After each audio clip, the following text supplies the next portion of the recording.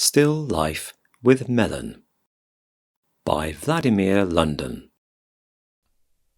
In this video lesson, you'll learn how to paint a realistic still life in watercolor using different painting methods and techniques. Here is the finished piece that will be done by the end of this video lesson.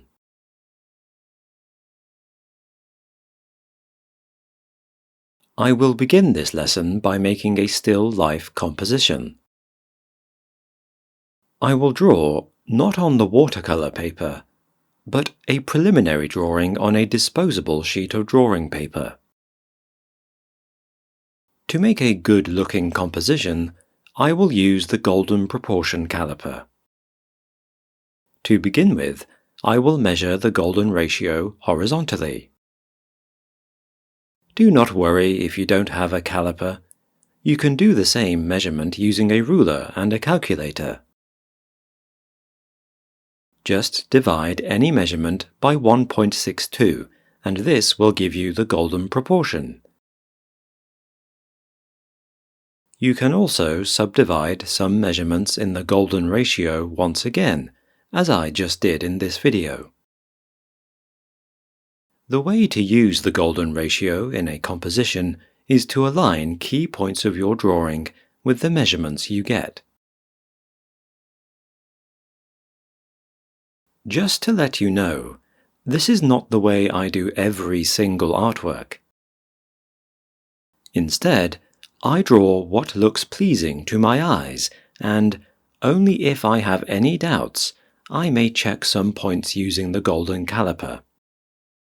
If you do the same, you might be surprised by how many key points you just draw by eye may coincide with golden proportions.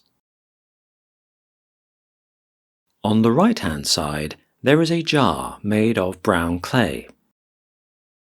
This object is almost symmetrical, apart from the handle and the top rim, and that is why I started drawing this jar by depicting its virtual vertical axis. Then, I added horizontal lines, which serve the purpose of the main axis of 3 ovals, and added those ovals using the rules of linear perspective. You can see that I'm drawing this jar as if it were totally transparent. This is one of the main rules of constructive drawing. If you draw all objects as wireframes, you will avoid many constructive mistakes.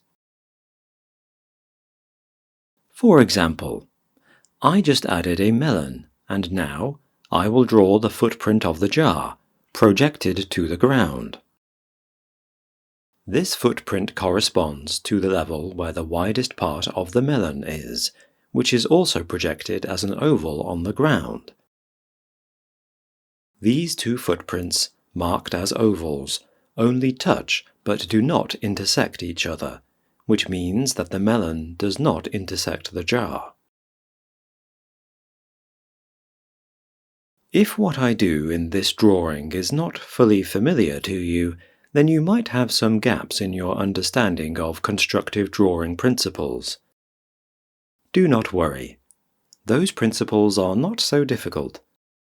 You can easily learn all you need to know about them in the Drawing Academy online course.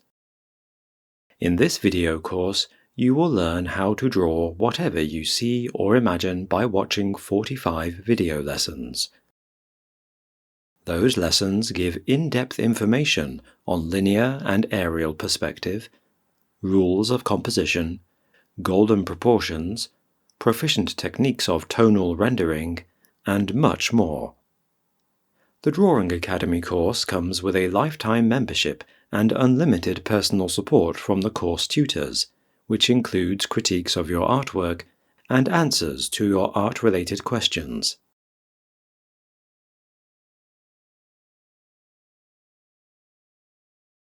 In the middle will be a basket full of fruit, and on the left-hand side I will add one more, smaller jar to balance this composition. Once again, I depicted a vertical virtual axis of the jar's symmetry, adding the secondary horizontal axis, marked symmetrical oval of the shoulders, as well as the oval of the jar's neck. This small jar will have 4 feet and the lid. Next to this jar will be a blue plum.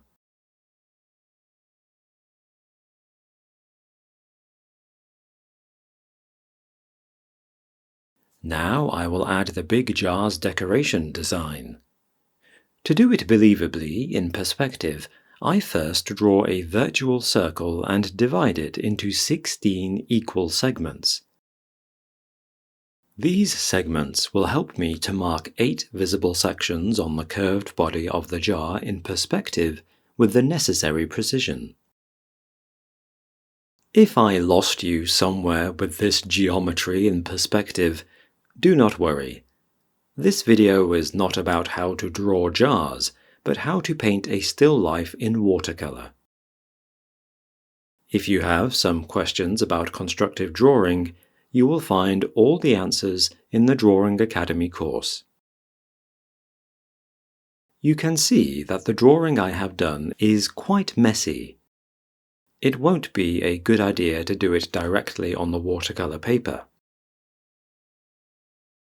To transfer this drawing, I will use tracing paper. It's placed on top of the cartoon and fixed in place with masking tape on one side. Now, I can accurately trace every line I need with a thin graphite pencil. I think this mechanical pencil's lead is 0.5 millimeter thick. First, I check the drawing to see if all lines are in place. Then, I take the tracing paper off and turn it over.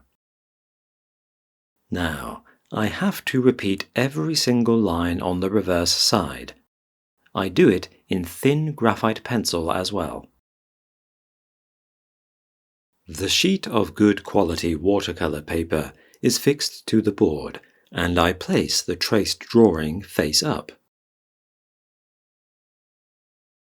After sticking the tracing paper to the board with masking tape, I accurately transfer the drawing by repeating every line, now drawing with a pen. The reason I use a pen and not a pencil is to clearly see which lines are transferred and which lines remain.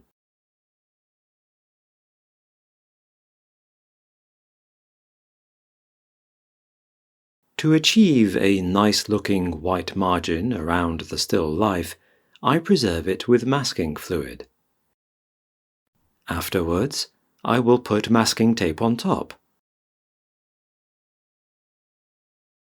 When the masking fluid is fully dry, it's time to start painting. I pre-mixed a light tint of orange color to make the first wash, which is called imprimatura. I will cover the whole piece with this mix, apart from several places I would like to keep white. I apply this wash with the Natural Hair Escoda mop brush, which takes a lot of paint and releases it nicely on the paper.